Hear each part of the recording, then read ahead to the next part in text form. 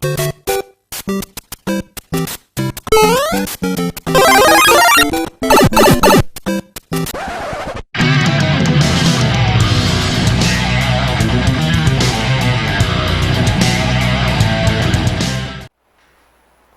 aí, minha galerinha, tranquilo? Bando de janjos e janjas reunidos aqui hoje, então.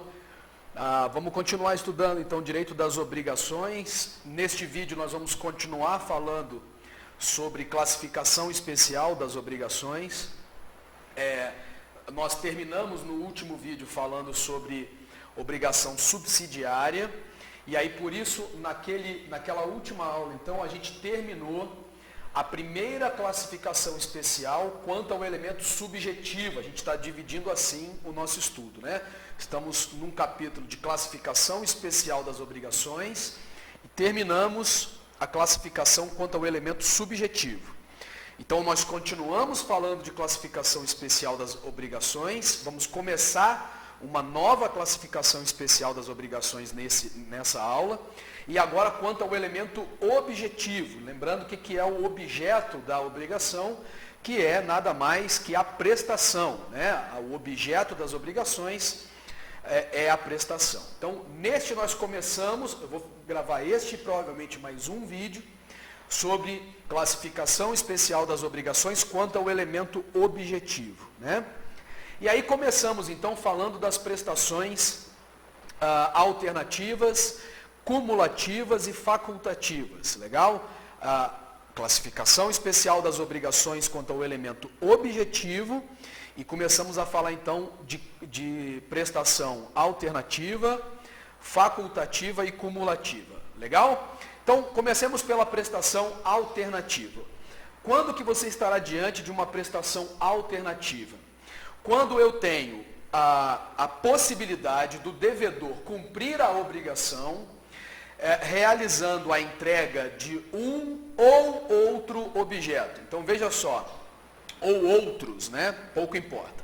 No momento da celebração do negócio jurídico e do estabelecimento das obrigações, entrega-se ao devedor uma faculdade de, para adimplir a obrigação, entregar a coisa A ou B. Então veja só, nós já temos no momento da definição do negócio jurídico, no momento da celebração do negócio jurídico, nós já temos a definição de múltiplos objetos, ou seja, múltiplas prestações, que, entretanto, gerará o adimplemento obrigacional, bastando que o devedor entregue um destes objetos. Por isso que o nome desta obrigação é obrigação alternativa, né? Há para o devedor uma alternativa. E aí eu acabo nessa explicação te apresentando a regra.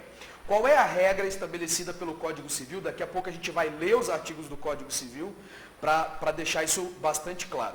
A regra no Código Civil é que a escolha cabe ao devedor. Repito, a escolha cabe ao devedor, isso está claramente definido lá no artigo 252 do Código Civil. Havendo múltiplas prestações, pode o devedor, à sua livre escolha, realizar o cumprimento da obrigação entregando um ou outro objeto. Então, repito, a regra é que a escolha cabe ao devedor quando nós estamos diante de uma obrigação alternativa.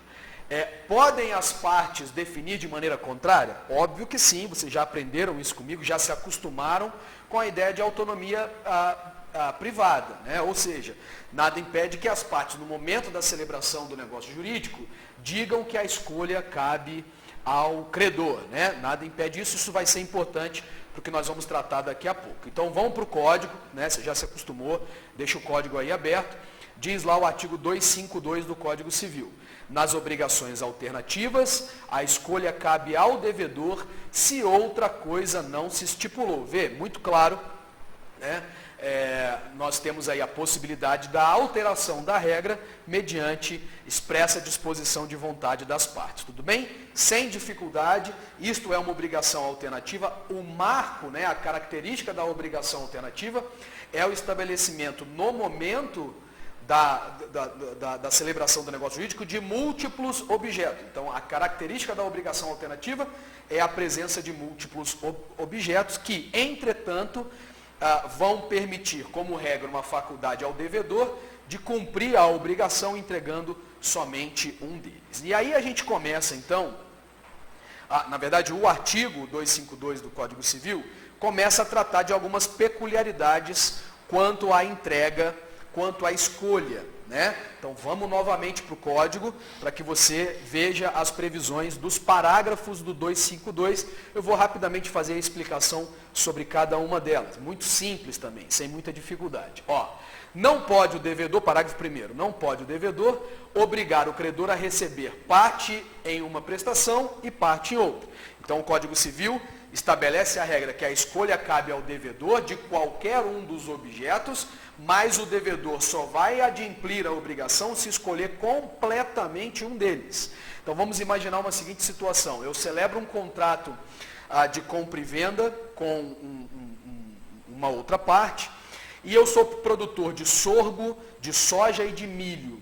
E aí nós estabelecemos que esta obrigação é uma obrigação alternativa e que serão entregues 100 sacas de sorgo, 50 sacas de soja ou 80 sacas de milho. Eu não tenho direito, eu devedor, não ficou estipulado que a escolha cabe ao credor, então, portanto, a escolha é minha, recai na regra do caput.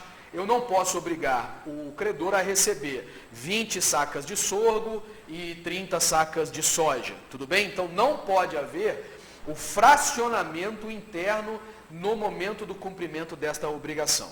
O devedor só tem direito, portanto, de entregar uma das prestações por completo definida entre as partes. Você pode me perguntar assim, professor, e se as partes concordarem com a entrega fracionária? Ora, aí na verdade houve inovação, a gente vai falar desse assunto em momento futuro, tudo bem? Mas aí seria a alteração da obrigação originária, tá? Então, parágrafo 1º deixou isso muito claro. Parágrafo 2º.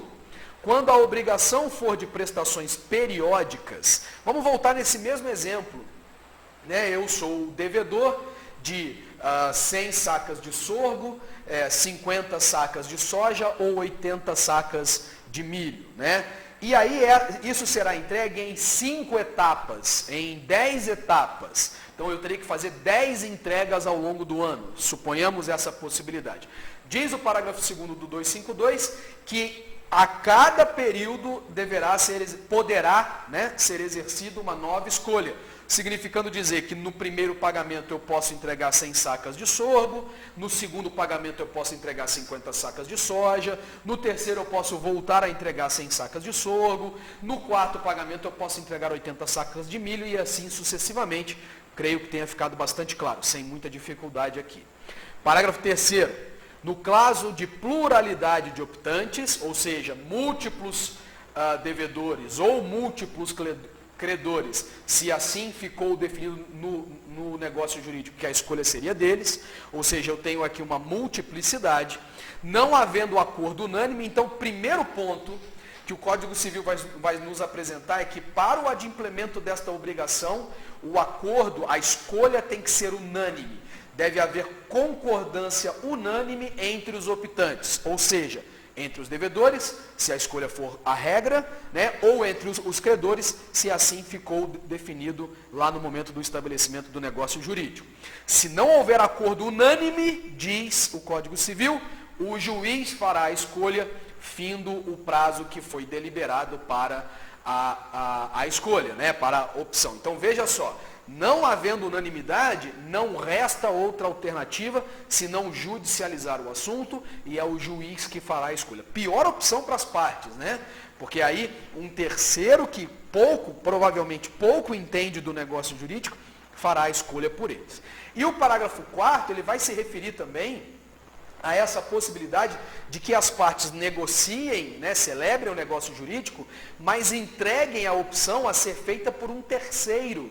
Então, por exemplo, né, vamos manter esse mesmo exemplo, né, eu posso entregar 100 sacas de sorgo, 50 sacas de soja ou 80 sacas de milho, estabeleço esse acordo com a outra parte, mas digo que será um corretor de grãos que fará essa escolha a cada momento. As partes voluntariamente escolhem um terceiro, né, nesse meu exemplo, um corretor de grãos, que fará a escolha neste momento. Então veja só, se o terceiro não quiser ou não puder exercer a opção, novamente o juiz é que fará a opção, obviamente, se não houver acordo entre as partes. Aqui, pessoal, merece um destaque, que a redação do código, me perdoem, a redação do código, ela pode parecer que primeiro a opção é do juiz. Então, veja o caminho. Primeiro a opção deveria ser do terceiro.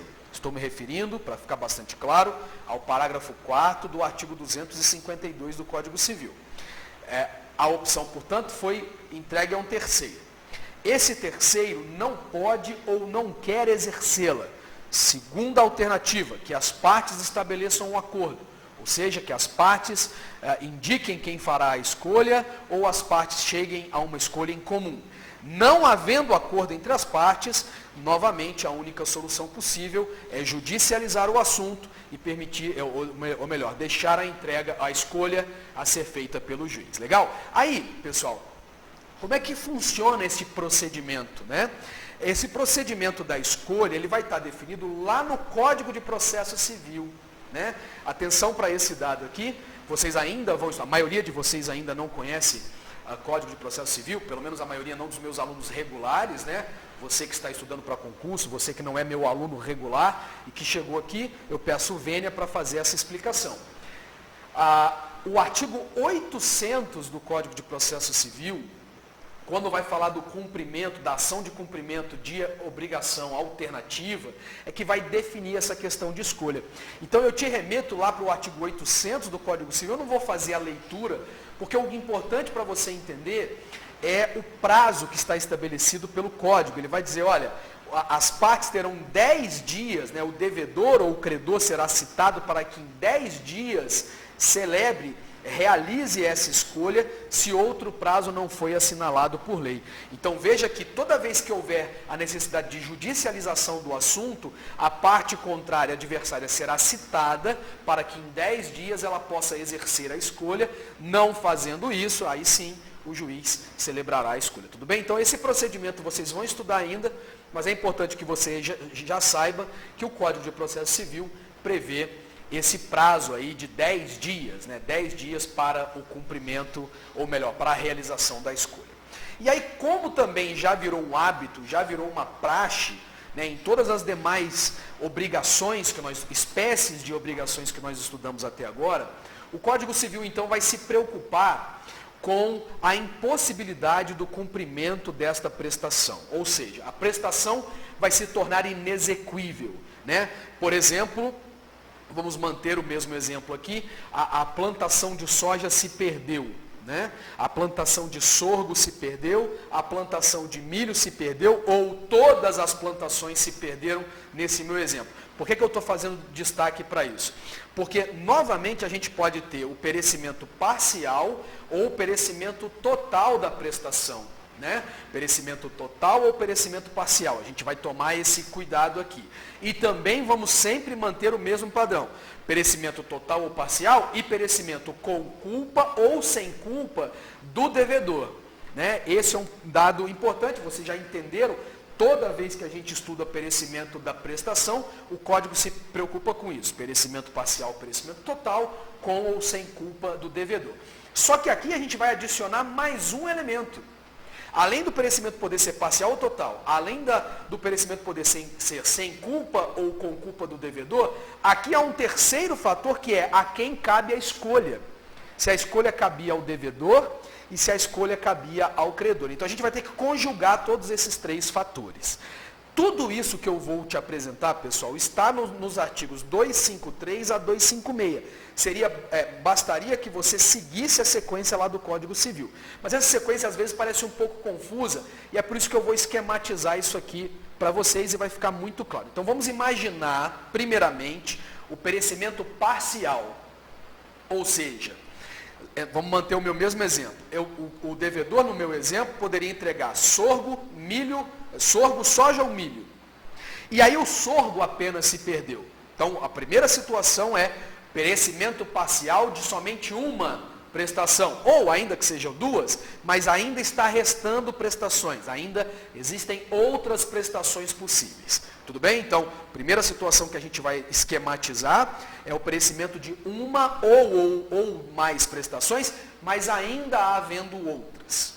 Ok? E aí a gente basta agora se perguntar, se houve culpa do devedor, na verdade me permita para seguir a sequência do código, se foi sem culpa do devedor, como existem outras prestações, basta que esta prestação, que as alternativas sejam cumpridas. Então vamos lá, houve uma geada que destruiu somente a plantação de soja, de sorgo, por exemplo, para manter o mesmo padrão. Ainda existe a possibilidade de a entrega da soja, ainda existe a possibilidade da entrega do milho. Então, aqui, se não houve culpa do devedor, bastaria o cumprimento das outras prestações. Ficou claríssimo isso, né? Aí agora a gente vai, então, imaginar a perda de uma prestação com culpa do devedor. Então, por exemplo, mantendo o mesmo padrão, eu fiz tratamento com agrotóxicos somente da produção de soja e de milho. Eu não tratei a produção de sorgo. E aí a produção de sorgo se perdeu, tendo ficado demonstrado a minha culpa. Tudo bem? Então a segunda situação que a gente vai imaginar é a perda de uma das prestações por culpa do devedor. E aqui é que a gente vai acrescentar aquele elemento a quem cabia a escolha. Bem, se a escolha cabia ao devedor e a culpa foi dele mesmo, vejam o espírito da lei, pessoal, como isso é simples. Ainda que houvesse culpa, né, mesmo havendo culpa, é isso que eu quero dizer, isso de uma forma ou de outra seria uma forma de escolha do devedor. É como se o cuidar daquela prestação não interessasse a ele, imaginando que a escolha cabe a ele. É como se ele estivesse fazendo uma escolha por negligência. Veja só, eu não vou tratar dessa plantação de sorgo, vou tratar somente da plantação, vou deixar perder essa plantação de sorgo. Por exemplo, o valor do sorgo despencou no mercado e para o devedor não vale a pena mais investir nessa produção. É como se ele estivesse fazendo uma escolha pela negativa. Havendo, portanto, perda de uma das prestações por culpa do devedor, quando a escolha cabe a ele, ora, subsiste as outras prestações. Ou seja, ele deve cumprir as demais. É essa solução bastante simples. Veja agora o problema. Se houve perda de uma das prestações por culpa do devedor, mas houve, atenção, a escolha era do credor, bem, subsiste as demais, a obrigação continua intocada, significando dizer, o devedor deverá cumprir as demais prestações, a escolha do credor, o credor vai dizer, então, no meu exemplo, perdeu-se a produção de sorgo por culpa do devedor. O credor, então, continua podendo escolher soja ou milho. Mas, além disso, nós vamos acrescer ao valor da prestação as perdas e danos que o credor eventualmente sofreu pelo perdimento da plantação de sorgo. Aos meus alunos regulares e a todos vocês que chegaram até aqui, eu sempre friso isso. A indenização por perdas e danos está prevista em lei, mas é óbvio que ela precisa ser demonstrada. É óbvio que o credor, neste caso, teria que demonstrar que a perda daquela escolha causou a ele prejuízos. Porque, por exemplo, ele queria optar pelo sorgo, o sorgo se perdeu, ele terá que comprar, por exemplo, sorgo no mercado, e o valor do sorgo é muito maior, explodiu, por exemplo, em virtude da perda coletiva, né, de todos os produtores, e aí ele teria que demonstrar esse prejuízo para que ele tivesse direito à indenização por perdas e danos. O que eu quero dizer, o exemplo não importa, é que o código prevê o acréscimo das perdas e danos, mas é óbvio que essas perdas e danos têm que ser objetivamente demonstradas, óbvio, numa ação judicial. Legal? Então vamos resumir essa primeira situação. Nós temos o perecimento parcial, e aí nós perguntamos, sem culpa do devedor? Fácil, subsiste as demais. Com culpa do devedor, a gente tem que se perguntar, a quem cabia a escolha? Se cabia ao devedor, isso equivale a uma escolha por negligência, uma escolha negativa, subsiste as demais, nada muda. Se a escolha cabia ao credor, ele pode continuar fazendo a opção, subsiste a obrigação para as demais prestações, mas ele tem direito agora a perdas e danos. Entretanto, como eu sempre observo, as perdas e danos têm que ficar objetivamente demonstradas. Muito simples isso, né? Bem, e agora, então, vamos imaginar o perecimento total, né? E aí o perecimento total vai ficar muito simples também, porque isso já virou um padrão para nós. Se todas as três, voltando ao meu exemplo, se todas as três plantações se perderam, sorgo, soja e milho, sem culpa do devedor, qual é a solução sempre nesses casos, pessoal? Inexequibilidade total da obrigação. Isso só pode levar à resolução da obrigação, à extinção da obrigação, sem qualquer outra consequência, sem culpa do devedor. Havendo culpa do devedor, olha, atenção para agora. Então, eu não cuidei das plantações.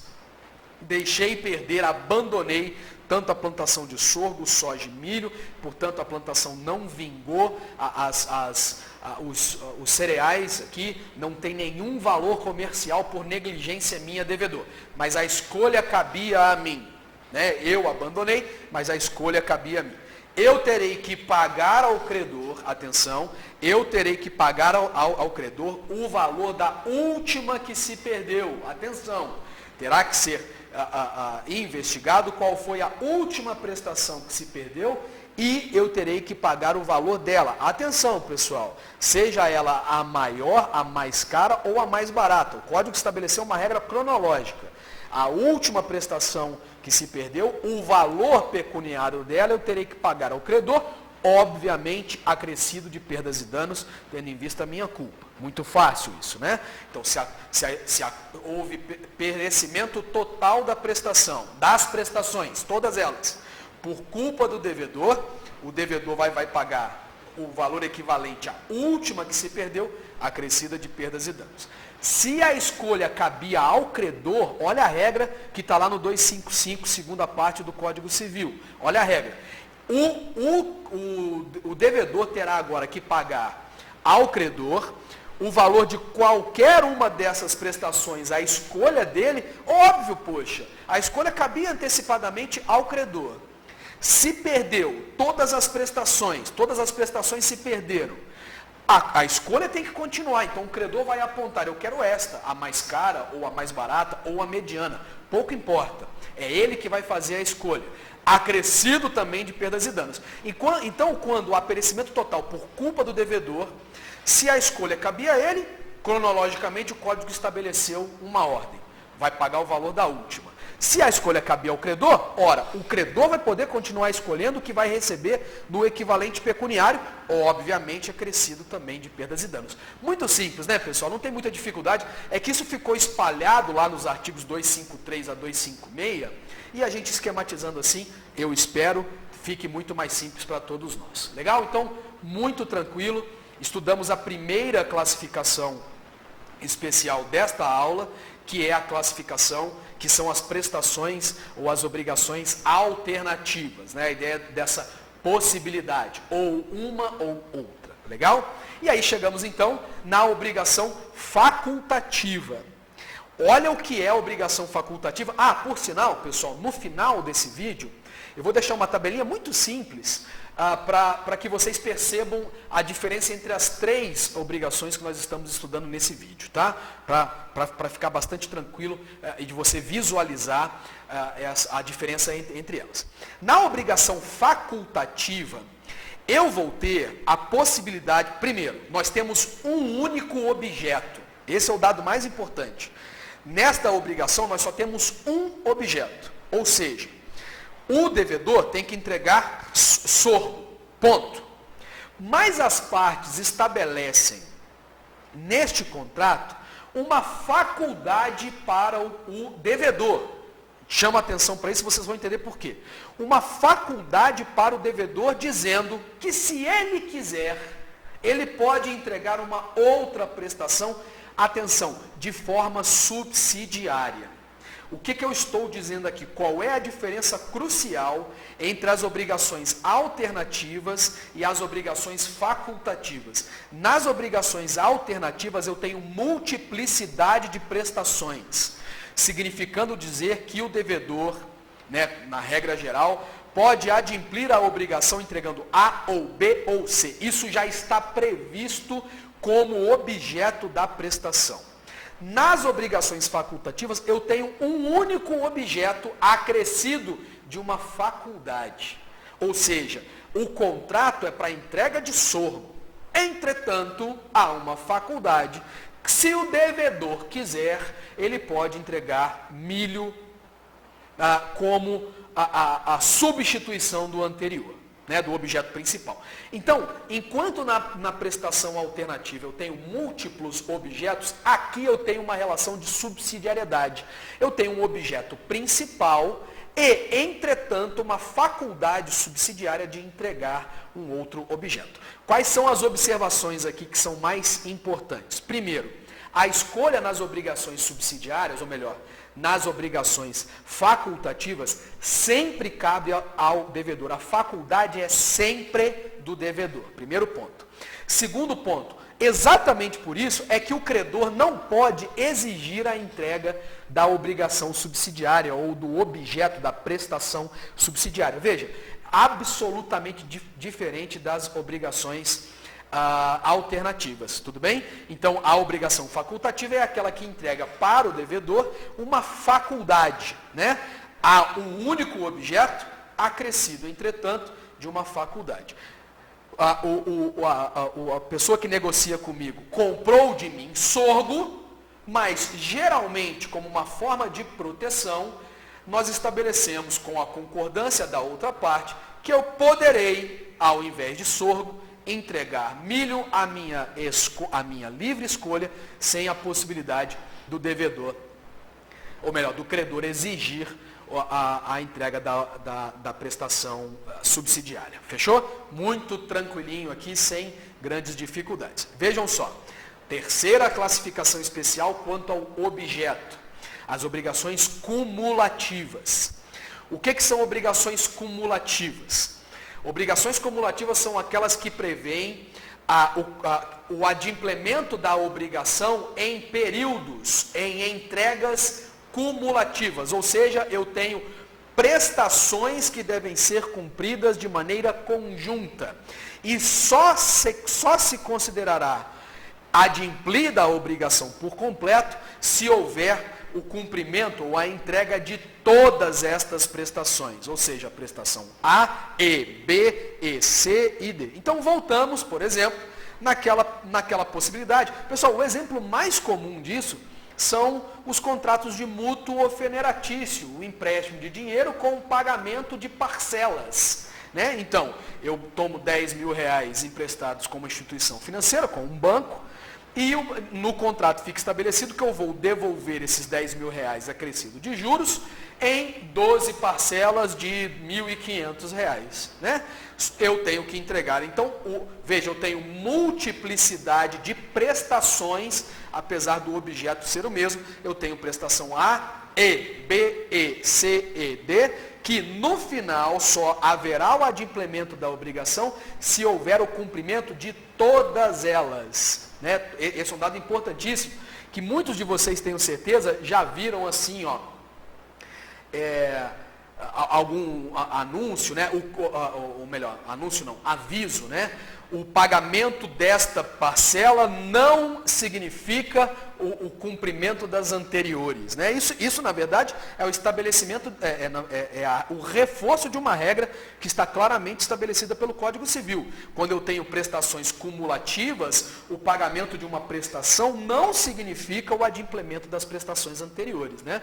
Por isso que ela é chamada, né, de prestação alternativa. Legal? Então é isso. Fizemos mais uma classificação especial. Daqui a pouquinho vou deixar aqui um quadrinho comparativo das três. Mando um grande abraço ao meu queridíssimo professor Marcelo Santos, um grande parceiro, grande amigo da vida e também parceiro civilista, apaixonado pelo direito civil.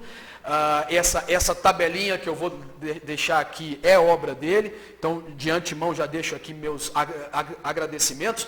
Lembro da hashtag de civil é melhor que penal, isso é a maior verdade do mundo. Inscrevam-se no canal, ativem as notificações. Se gostou da aula, deixe o seu joinha aqui. Manda esse vídeo para um amigo, né, que manda para outro, o cara que está estudando para a OAB, está estudando para concurso. Espero poder contribuir com todos vocês aqui. Queria deixar o meu agradecimento, no dia de ontem, hoje é dia 27 de março de 2020, no dia de ontem a gente atingiu os 1000 primeiros inscritos nesse canal, então a gente está crescendo, né, com muita solidez, todo mundo que está aqui no canal está aproveitando essas aulas, isso me deixa muito feliz e contribui para que o nosso trabalho continue, legal? Então, deixa de ser janjo, continue estudando, vá de mé com doutrina e seu caderno aberto, veja esse vídeo quantas vezes for preciso. Teve dúvida? Deixa aqui nos comentários, que depois eu gravo uma aula só com tira-dúvidas, as dúvidas mais relevantes. Se for preciso, explico a determinado ponto de novo, legal? Muito obrigado a todos vocês que estiveram aqui conosco, grande abraço, a gente se vê numa próxima aula.